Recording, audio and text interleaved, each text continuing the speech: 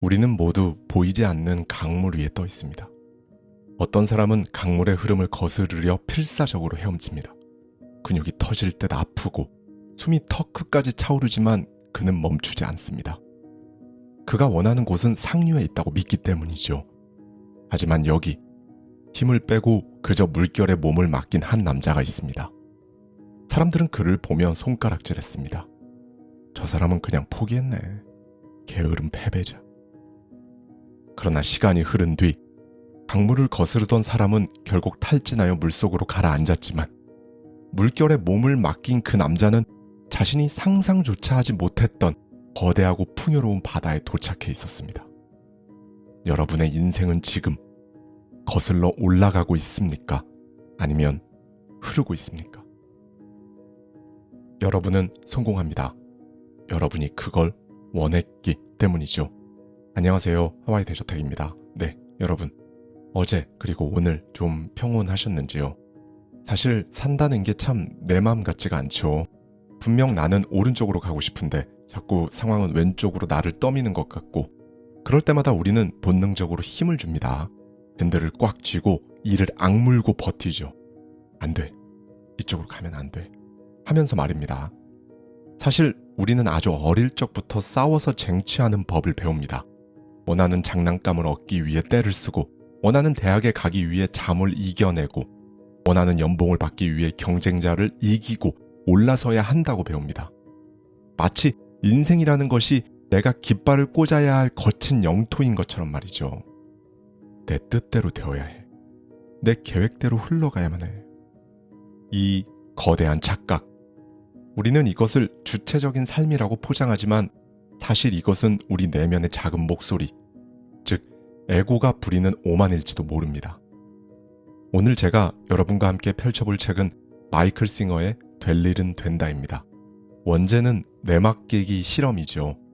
이 책은 단순한 기업가의 성공담이 아닙니다. 숲속에서 명상이나 하며 살려던 한 은둔자가 인생이 자기 눈앞에 가져다 놓는 일들에 이게 뭐야? 왜 이래 도대체?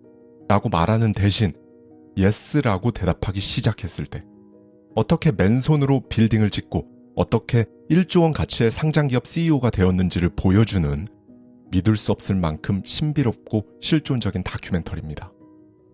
우리는 흔히 내맡김을 패배나 포기와 동의어로 생각합니다. 적군에게 백기를 들고 투항하는 패잔병의 모습을 떠올리죠.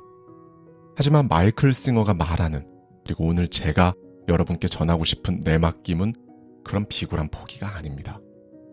그것은 내 작은 머리로 계산한 좁은 계획을 내려놓고 우주라는 거대한 지성이 이끄는 흐름에 가장 적극적으로 뛰어드는 인간이 할 수 있는 가장 용감하고도 위대한 다이빙입니다.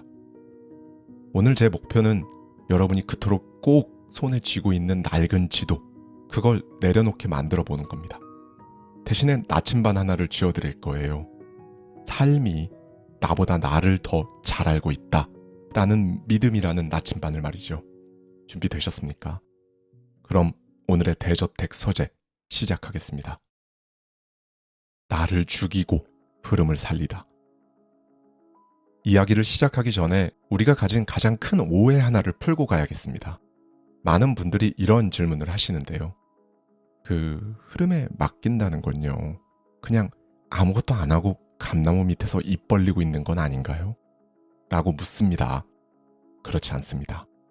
진정한 내맡김은요, 내 개인적인 호불호라는 안경을 벗어 던지고 지금 내 눈앞에 닥친 현실을 있는 그대로 바라보며 그 현실이 나에게 요구하는 그 일에 100%, 아니 120% 몰입하는 행위입니다. 여기 아주 적절한 예시가 있습니다. 영화 Everything Everywhere All at Once로 긴 무명 생활을 끝내고 아카데미 나무조연상을 수상한 배우 키호이 콴의 이야기를 아시는지요? 그는 어린 시절 인디아나 존스의 아역 배우로 화려하게 데뷔했습니다. 하지만 성인이 된 그에게 헐리우드는 잔혹했습니다. 동양인 배우에게 주어지는 배역은 없었고 그는 수십 년간 철저하게 잊혀진 존재가 되었습니다. 그는 연기를 너무나 하고 싶었지만, 즉 개인의 욕망이죠. 현실은 그를 불러주지 않았습니다. 이것은 우주의 흐름이고요. 보통의 사람이라면 여기서 세상과 싸웁니다. 왜 나를 안 써주는 거야? 라며 술독에 빠지거나 과거의 영광을 붙들고 괴로워했겠죠. 하지만 그는 자신의 상황에 항복했습니다. 배우라는 타이틀을 내려놓고 무술 지도자나 조연출로 일하며 영화 제작의 뒤편에서 묵묵히 땀을 흘렸습니다. 건강보험 자격조차 유지하기 힘든 시절이었지만 그는 그 현실을 거부하지 않고 그저 하루하루 자신에게 주어진 일에 최선을 다했습니다. 그러던 어느 날 우연히, 정말 우연히 그에게 오디션 제의가 들어옵니다. 그가 만약 그래도 내가 왕년에 인디아나 존스에 나왔던 사람인데 이제 와서 그 오디션을 보라고? 라는 애고를 내세웠다면 기회는 날아갔을 겁니다. 하지만 그는 자신의 모든 것을 내려놓고 마치 무경력으로 처음 연기를 시작하는 소년처럼 그 흐름에 올라탔습니다. 아카데미 시상식 무대 위에서 그는 눈물을 흘리며 외쳤습니다. 저의 여정은 작은 보트에서 시작되었습니다. 저는 난민 수용소에서 무려 1년을 보냈습니다. 그런데 정신을 차려보니 저는 지금 헐리우드에서 가장 큰 무대 위에 서 있습니다. 사람들은 이런 이야기는 영화에서나 일어나는 일이라고 말하죠. 하지만 이게 바로 아메리칸 드림입니다. 보트피플, 난민, 그리고 20년의 긴 암흑기. 신기하게도 그는 그 기나긴 터널을 지나오면서 단 한 번도 자신의 삶을 원망하지 않았다고 합니다. 이건 그가 쓴 시나리오였을까요? 당연히 아니죠. 그는 오스카 트로피를 받는 헐리우드 배우가 될 거라는 결말을 아예 알지도 못했으니까요. 바로 자신의 인생이라는 작가가 써 내려가는 대본에 토를 달지 않고 그저 최고의 연기로 화답했을 뿐입니다. 이것이 바로 내맡김의 힘입니다. 내가 문을 부수고 들어가는 것이 아니라 문이 열릴 때까지 기다렸다가 열리는 순간 주저없이 걸어 들어가는 것. 마이클 싱어 역시 마찬가지였습니다. 그는 숲속에서 명상만 하고 싶었어요. 그런데 어느 날 건축을 배우고 싶다는 사람이 찾아옵니다. 싫어요. 저는 혼자 있고 싶어요. 라고 하는 게 그의 마음이었거든요. 하지만 그는 그 거절하려고 하는 마음을 내려놓고 일단 그를 도와줍니다. 그랬더니 소문이 나서 집을 지어달라는 의뢰가 빗발치죠. 그는 그렇게 건축회사를 차리게 됩니다. 자, 회사를 차렸으니 장부를 관리해야겠죠. 그는 단순히 회계 처리를 하려고 컴퓨터 한 대를 샀습니다. 그런데 그 컴퓨터의 논리적인 구조에 그만 푹 빠져버린 겁니다. 이건 마치 명상하고 똑같잖아. 그는 밤을 새워 설명서를 읽고 독학으로 코딩을 익혔습니다. 누가 시킨 것도 아니었죠. 그저 그 과정 자체가 즐거웠던 거죠. 그렇게 재미삼아 만든 회계 프로그램이 있었는데 어느 날 동네 의사가 와서 보더니 깜짝 놀랍니다. 이거 우리 병원에도 좀 써봅시다. 그렇게 우연히 시작된 프로그램이 미국 전역의 병원 시스템을 장악한 거대 기업 메디컬 매니저의 시초가 됩니다. 여러분, 어쩌면요, 우주의 계획은 여러분의 계획보다 훨씬 더 클지도 모릅니다. 여러분이 이건 내 스타일이 아니야 라고 밀어내는 그 수많은 일들 속에 어쩌면 우주가 숨겨놓은 거대한 보물이 들어있을지 모릅니다.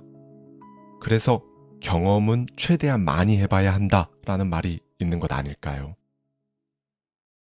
불확실성, 그것은 신이 춤추는 무대다. 우리는 불확실성을 참 혐오합니다. 내일 무슨 일이 일어날지 모르면 불안해서 잠을 못 잡니다. 그래서 보험을 들고 적금을 붓고 사주팔자를 보러 다니죠. 하지만 인류의 역사를 바꾼 위대한 발견들은 대부분 컨트롤된 계획이 아니라 우연한 사고에 굴복했을 때 일어났습니다. 1945년 레이시온사의 엔지니어였던 퍼시 스펜서의 이야기를 해볼까요? 그는 레이더 장비에 들어가는 마그네트론을 연구하고 있었습니다. 어느 날 실험 중에 주머니에 넣어둔 초콜릿바가 녹아버린 것을 발견합니다. 보통의 사람이라면 바지에 초콜릿이 다 묻었네. 도대체 오늘 왜 이렇게 재수가 없나? 세탁비 날렸잖아. 라고 짜증을 냈겠죠. 이것은 현실에 대한 저항입니다. 하지만 스펜서는 그 짜증나는 상황에 저항하는 대신 그 현상을 호기심 어린 눈으로 바라봤습니다. 왜 녹았지? 내 체온 때문이 아닌데. 그는 옥수수 알갱이를 가져와 기계 옆에 두었습니다. 팝콘이 되어 튀어올랐습니다. 그렇게 탄생한 것이 바로 지금 전 세계 모든 가정에 있는 전자레인지입니다. 그가 만약 자신의 바지를 더럽힌 불쾌한 우연을 거부하고 무시했다면 인류의 부엌 풍경은 지금과 많이 달랐을 겁니다. 삶이 우리에게 던지는 돌멩이는요, 사실 돌멩이가 아니라 다이아몬드 원석인 경우가 많습니다. 다만 그것이 흙투성이고 나를 아프게 했다는 이유만으로 우리는 그걸 걷어차버리곤 합니다. 조금 더 철학적인 영역으로 가보겠습니다. 독일의 철학자 프리드리히 니체. 그는 평생 끔찍한 편두통과 위장병 그리고 시력 저하에 시달렸습니다. 글 한 줄 쓰는 것조차 고통스러운 나날이었죠. 그는 신을 원망하거나 자신의 운명을 비관하며 생을 마감할 수도 있었습니다. 하지만 그는 그 고통마저도 자신의 삶의 일부로 받아들였습니다. 그리고 탄생한 개념이 바로 아모르 파티, 즉 운명애입니다. 나의 운명을 사랑하라. 그것이 비록 고통일지라도. 니체는 자신의 병약한 육체에 항복함으로써 오히려 그 고통을 연료 삼아 인류 역사상 가장 강인하고 날카로운 철학을 탄생시킨 것이죠.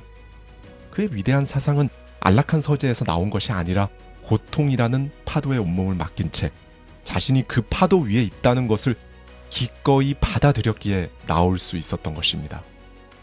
네, 여러분, 혹시 지금 원치 않는 상황에 처해 계신가요?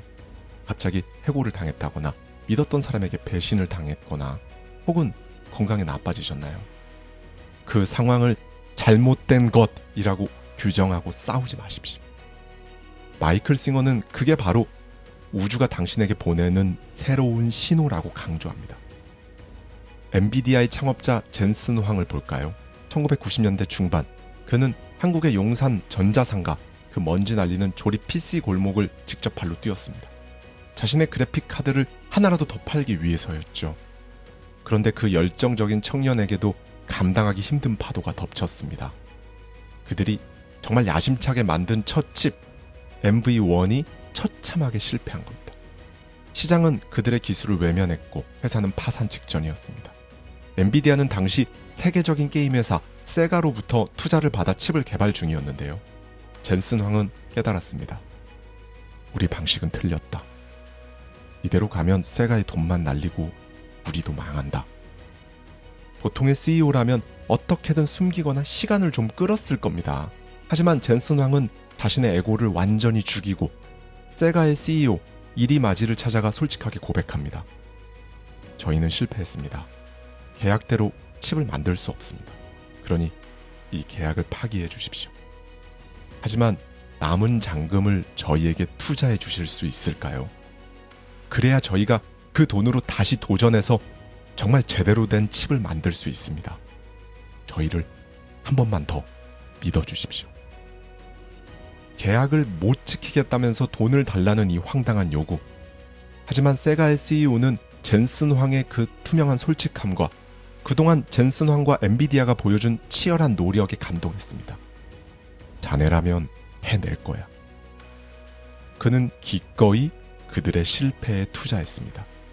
바로 그 자금으로 엔비디아는 기사회생했고 결국 전설적인 칩 리바 128을 만들어냈죠. 만약 그가 자존심 때문에 실패를 인정하지 않고 끝까지 고집을 부렸다면 지금의 인공지능 시대 그리고 3천조 원 기업 엔비디아는 존재하지 않았을 겁니다. 그는 실패라는 파도를 정면으로 맞지 않고 그 파도에 올라타 방향을 튼 것입니다. 두려움이라는 유령을 뚫고 지나가라. 그렇다면 우리는 왜 내맡기지 못하는 걸까요? 왜 자꾸 힘을 주고 버티는 걸까요? 바로 두려움 때문입니다. 내가 통제하지 않으면 큰일 날 것 같다는, 낭떠러지로 떨어질 것 같다는 원초적인 공포 때문이죠. 마이클 싱어의 인생에서 가장 극적인 장면은 그가 CEO로 있던 회사가 FBI의 급습을 받았을 때입니다. 그는 부정한 짓을 저지르지 않았지만 직원의 비리로 인해 억울하게 연루되어 법정에 서게 됩니다. 평생 쌓아 올린 명예와 부가 한순간에 날아갈 위기, 아니 감옥에 갈 수도 있는 절체절명의 순간. 보통 사람이라면 변호사를 쥐어짜고 언론 플레이를 하고 분노하고 걱정하느라 잠을 설치며 말라갔을 겁니다. 하지만 그는 이 거대한 시련 앞에서도 자신의 그 실험을 멈추지 않았어요. 그는 자신의 내면에서 올라오는 공포를 있는 그대로 지켜봤습니다. 아, 내 에고가 무서워하고 있구나.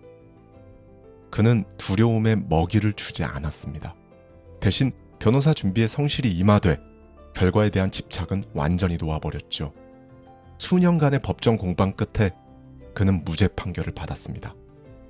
그리고 그 과정에서 그는 진정한 자유가 무엇인지 깨닫게 됩니다. 자신의 명성, 재산, 심지어 자유까지 이룰 수 있다는 상황을 완전히 받아들였을 때 역설적으로 그 어떤 것도 그를 해칠 수 없게 된 거죠. 이것은 우리에게 엄청난 시사점을 줍니다. 두려움은 피해버려야 할 괴물이 아니라 우리가 뚫고 지나가야 할 안개라는 사실을요. 안개는 멀리서 보면 벽처럼 보입니다. 그런데 막상 걸어 들어가면 손에 잡히지 않는 허상이죠. 전설적인 록밴드 퀸의 프레드 머큐리. 그가 에이즈 진단을 받았을 때 그는 죽음이라는 거대한 공포와 마주했습니다. 하지만 그는 침대에 누워 죽음을 기다리는 대신 마지막 순간까지 스튜디오에 나가 노래를 불렀습니다. 그의 유작 앨범 메이드 인 헤븐에 수록된 곡들에서 우리는 죽음조차 예술로 승화시킨 한 인간의 초월적인 에너지를 느낍니다. 그는 죽음에 저항하는 대신 죽음이 오는 그 순간까지 삶의 자신을 온전히 내맡긴 것입니다. Show must go on. 쇼는 계속되어야 한다. 이것은 단순한 가사가 아니라 우주적 흐름에 대한 그의 숭고한 선언이 아니었을까요? 여러분, 어떤 게 두려우십니까? 가난해질까봐? 남들에게 무시당할까봐? 혼자가 될까봐? 그 두려움의 실체를 가만히 들여다보십시오. 그것은 아직 일어나지 않은 미래에 대한 여러분의 상상이 만들어낸 홀로그램일 가능성이 큽니다. 그 홀로그램과 싸우느라 에너지를 낭비하지 마세요. 그냥 뚫고 걸어가십시오. 여러분이 저항을 멈추는 순간 두려움은 힘을 잃고 사라집니다. 소설가 프란츠 카프카는 평생 자신의 글에 만족하지 못했습니다. 그는 죽기 전 친구 막스 브로트에게 자신의 모든 원고를 불태워달라고 유언을 남겼어요. 그는 자신의 작품이 세상에 나올 가치가 없다고 판단했죠. 즉, 프란츠 카프카의 에고가 그렇게 판단한 겁니다. 하지만 친구 막스 브로트는 그 유언을 어기고 원고를 출판했습니다. 우주의 흐름이죠. 만약 카프카가 자신의 뜻대로 자신의 살아생전에 직접 원고를 태워버렸다면 우리는 변신, 성 같은 실존주의 문학의 정점을 영영 만나지 못했을 겁니다. 카프카의 에고는 틀렸고 우주의 계획은 옳았습니다. 우리의 판단은 이토록 불완전합니다. 그러니 우리는 어떻게 보면 내 작은 머리로 인생 전체를 재단하려 하면 안 되는 것이 아닐까요? 항복은 가장 위대한 승리다. 네, 여러분. 오늘 우리는 마이클 싱어의 여정을 따라 그리고 수많은 인생의 거장들의 발자취를 따라 이 내맡김이라는 꽤나 신비로운 숲을 거닐어 보았습니다. 처음에 말씀드린 강물의 비유를 다시 떠올려 볼까요? 우리는 나뭇가지를 정말 꽉 붙들고 떠내려가지 않으려 발버둥치는 조난자로 살고 있는지도 모릅니다. 하지만 이제는 아실 겁니다. 그 손을 놓는 것이 죽음이 아니라는 것을. 손을 놓는 순간 비로소 우리는 대양을 향한 항해를 시작할 수 있다는 것을요. 마이클 싱어는 말합니다. 인생은 당신이 생각하는 것보다 훨씬 더 안전하다. 그리고 여러분이 상상하는 것보다 훨씬 더 여러분을 사랑합니다. 우주가 여러분에게 주는 것은 때로는 달콤한 사탕이 아니라 쓰디쓴 약일 수도 있고 날카로운 수술 칼일 수도 있습니다. 하지만 그 모든 것은 여러분을 더 크고 더 온전한 존재로 만들기 위한 필연적인 과정이 아닐까요? 무라카미 하루키는 소설을 쓰는 과정을 우물 밑으로 내려가는 작업이라고 표현했습니다. 어두운 우물 밑바닥에 무엇이 있는지 알 수 없지만 그저 믿고 내려가는 것, 그 어둠 속에 몸을 맡길 때 비로소 길어 올릴 수 있는 이야기들을 찾을 수 있다고 했습니다. 오늘 밤 잠자리에 들기 전 가슴 위에 손을 얹고 조용히 한번 읊조려 보셨으면 좋겠어요. 나는 내 인생을 신뢰한다. 여러분의 삶과 싸우는 걸 이제는 멈춰보십시오. 여러분의 삶과 휴전협정을 한번 맺어보세요. 여러분이 힘을 빼는 그 순간 우주는 여러분을 등 뒤에서 부드럽게 밀어주기 시작할 겁니다. 그때 느껴지는 바람의 결, 그때 들리는 물살의 소리, 그것이 바로 자유가 아닐까요? 여러분의 그 될 일은 반드시 됩니다. 여러분이 스스로 가로막지만 않는다면 말이죠. 오늘 여러분이 손에서 놓아버려야 할 나뭇가지는 무엇인가요? 감사합니다. 지금까지 하와이 대저택이었습니다.